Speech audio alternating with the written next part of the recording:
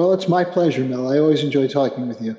Thank you so much. I am curious what you are seeing right now. I don't even know where to begin, so I'm going to let you tell me. Well, there are a couple of things we could start with. Right. You mentioned one earlier, the Russiagate 2.0 or maybe 3.0. Yeah. The fact that Merrick Garland and Christopher Wray went before the press conference and said, Russia's moving fast. We're being aggressive. We're going to contain it. Haven't we seen this before? This is one of the big frauds.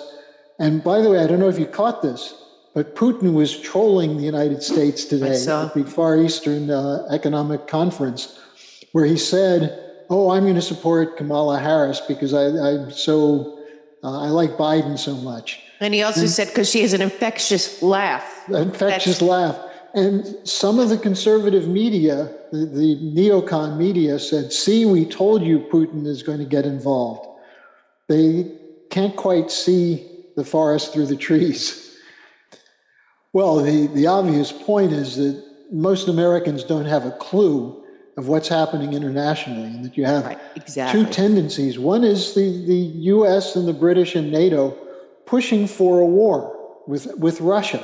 Right. And I don't know if you saw this, but the New York Times wrote an article by David Sanger on August 20th, which affirmed that Biden has signed a new nuclear strategic doctrine for simultaneous nuclear wars against Russia, China, and North Korea. And we can't even keep the Boeing planes in the air. Ted Postel, who's one of the leading experts on nuclear war, said this is so reckless. And the Russians said, look, if you do this, we're going to have to revise our nuclear doctrine. Right. And meanwhile, you have the discussion of the long-range nuclear-capable missiles that are about to be sent to Germany in 2026. And I can get to you on Germany in a second. It's a real interesting situation.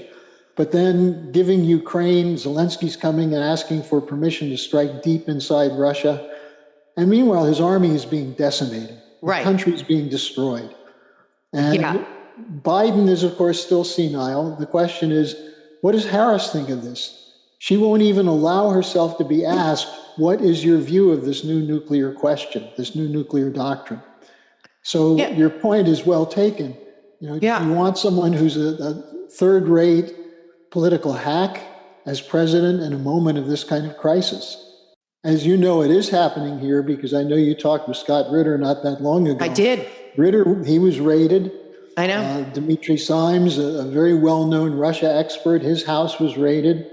You have this case of the telegram being brought on trial in France on a completely bogus charge. Right. In England, if you say something about Israel, against Israel, you can be thrown in prison. Oh my God, is that for real? Yeah. Wow. The prime minister has gone a little bit crazy. And he's expanded the crackdown. Starmer has. Also, Starmer and Biden signed an agreement last week, in which they restored the Anglo-American nuclear sharing agreement, but not as a treaty, as a permanent agreement, so it doesn't come before the Senate. So this is a violation of the Constitution. These kinds of treaties have to have Senate approval. But they said, no, we have to do this so that there's no disruption. In other words, they're trying to Trump-proof the future. Right. Remember what Klaus Schwab said at the meeting last year, where he said, we need to take away from elected governments the responsibility to make economic policy because they're too influenced by the population. We need a gang of technocrats. Right. Now, that's what Macron said last week. Macron is ruling without a government. He's violating the French Constitution. He won't appoint a prime minister because neither the left nor the right will work with him. So he said, well, we don't need them. We'll have technical experts making policy. The question is, who are these experts? Right. And what are they expert in? Exactly. Chaos and totalitarianism. Yeah. Now, the point you just made about the people. Look, the situation in Germany is fascinating, what just happened last Sunday. Yeah, well, Germany has a coalition government, which includes the Social Democracy, which is Schultz. It includes the Green Party, who are completely crazy, and the Free Democrats, who call themselves Austrian school economists. But it has nothing to do with what they say. They are NATO puppets, and they have turned Germany into the second largest supplier of weapons to Ukraine. They committed themselves to 8 billion euros a year, and now because of the budget crisis, they're saying they can't do it. But they're doing this, they're providing this money to Ukraine at a point at which the railroad system, which when I first moved here 7 years ago was still pretty good, it's broken down now. It's in the conditions of a third world. You have schools that don't have enough teachers. My children go to a school where they have huge classrooms. The ability to run the cities, the bridges are collapsing. So the German people are seeing this. And generally, they're quiet, they tolerate it.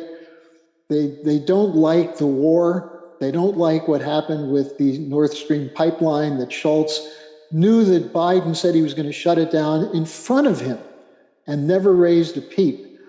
But then when the Germans accepted Biden's demand that they put in long-range nuclear-capable missiles by 2026 to be prepared for a Russian invasion, that sort of tipped the scale. So the elections last Sunday were in two states of the former East Germany, Thuringia and Saxony. Saxony's biggest city is Dresden. Thuringia, the biggest city there is Eisenach, the birthplace of Bach, but also Weimar, the famous cultural center. Oh, wow. What happened was the ruling government parties got wiped out. Schultz, his party, got 7% in one state and 6% in the other. Wow. The Greens got 5.1% in one state, which means they barely survived in the parliament, but they fell below 5% in the other one. And the Free Democrats got 0.1% in both places. So that means that the coalition government total had 10.4% in Thuringia and 13% in Saxony. The party that won was the Alternative for Deutschland, the Alternative for Germany, which has been attacked as a Nazi right-wing ultra-nationalist party. Now, I know people in the Alternative for Deutschland. They are nationalists, but they're embarrassed that Germany has no sovereignty. Right. Biden tells Schultz what to do. They're also angry that the green policy is destroying industry. Right. The auto sector is collapsing because of the mandate to switch to electric cars. It's collapsing. The steel industry is shutting down. Germany, as of this last month, had 2.8 million unemployed. Oh my God. On top of that, with the money not there for the state to provide for necessary services, the state is giving plenty of money for the immigrants that are coming in who have been driven there as a result of the wars, for example, Syrians, Iraqis, and also the Africans who have been driven there by the economic policies of the banks. Right. So you have all of these things as a perfect storm. But what did the German establishment think? No problem. We just go out and tell people the AfD are Nazis. And the other party that gained was one with Sarah Wagenknecht, who was a leader of the left party. But what you have is, it's very interesting. It's sort of like the Tea Party and Occupy Wall Street coming together. Oh. Not openly yet, right? But they had the same issues. No to the green agenda, no to the war in Ukraine. We need a relationship with Russia. We need an immigration policy. And so they got close to 50% in the elections. The Christian Democrats, who can't figure out what to do, they're sort of the mainstream conservative party. They finished second and first, but very close to the AfD. There's no coalition governments that can be set up in those two states. And there's a third state election where I live, Brandenburg, which is Potsdam, which will have its election in 2 weeks, and the AfD is leading in that. Wow. Now, what's going to happen? The Russians are looking at this and they're saying, well, we knew this would happen because they don't have the cheap gas and oil anymore in Germany. Right. So you have an ongoing breakdown because of the policies of the US, the British, and NATO and the European Union. You mentioned France. Macron is a complete catastrophe. Starmer is only the prime minister because the Tories were so bad. Right. So you have a breakdown of the major countries in Europe, and now the war in Ukraine is clearly lost. Right. The only thing they can do is escalate, and that's what they're planning on doing.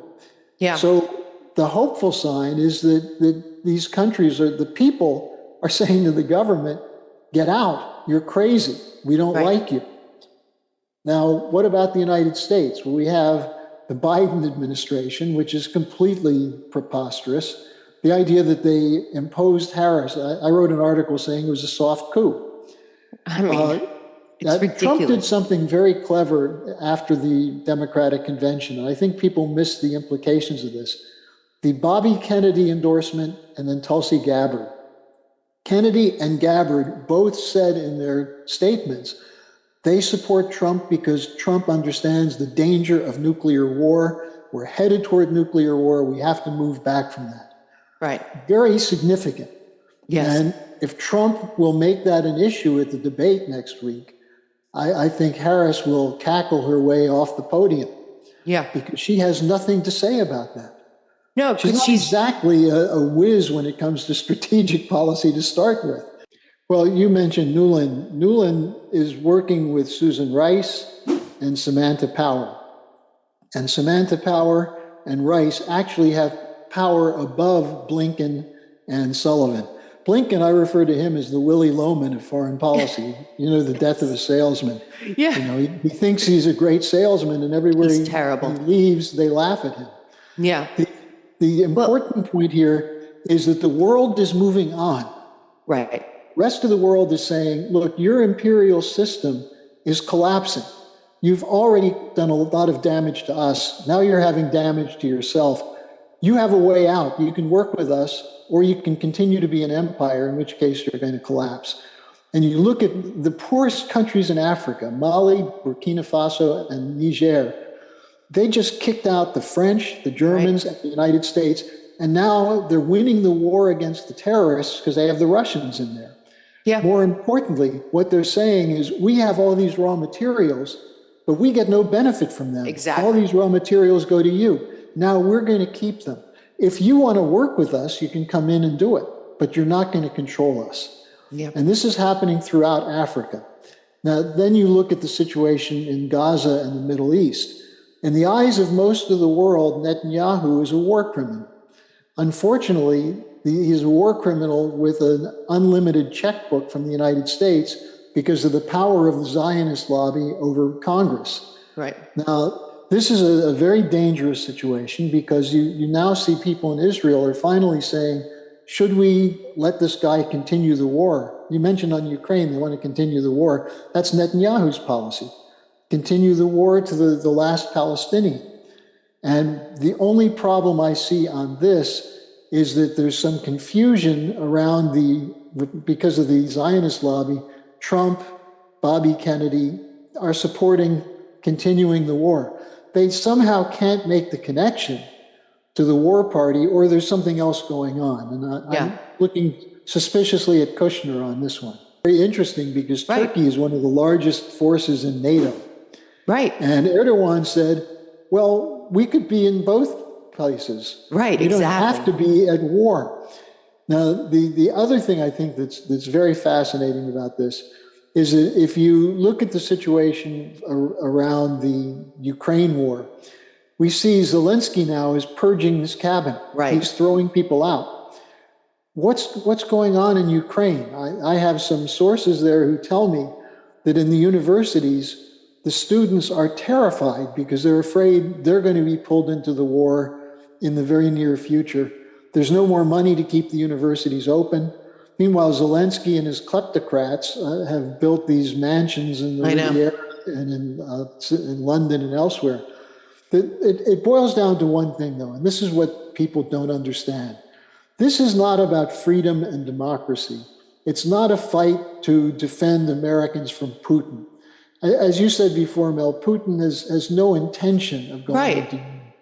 This is a script written out of Chatham House, the British intelligence, a man named Keir Giles, who's the leading Russophobe in London, who basically said, Putin is committed to rebuilding the Stalinist Russian Empire based on nothing. Yeah, it doesn't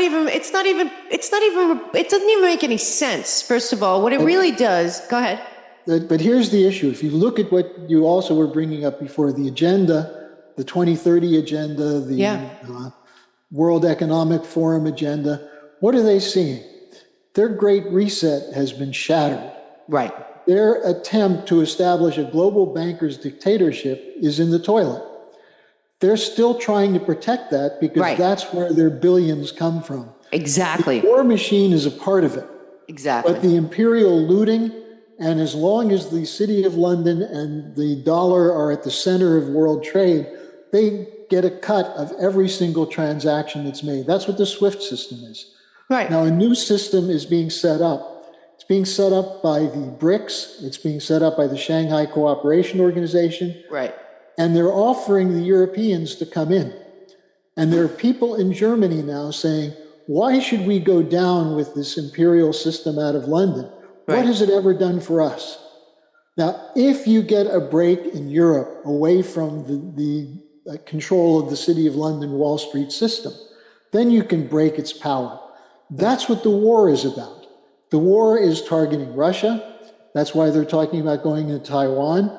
And if you look at Gaza, look around that area. What's there?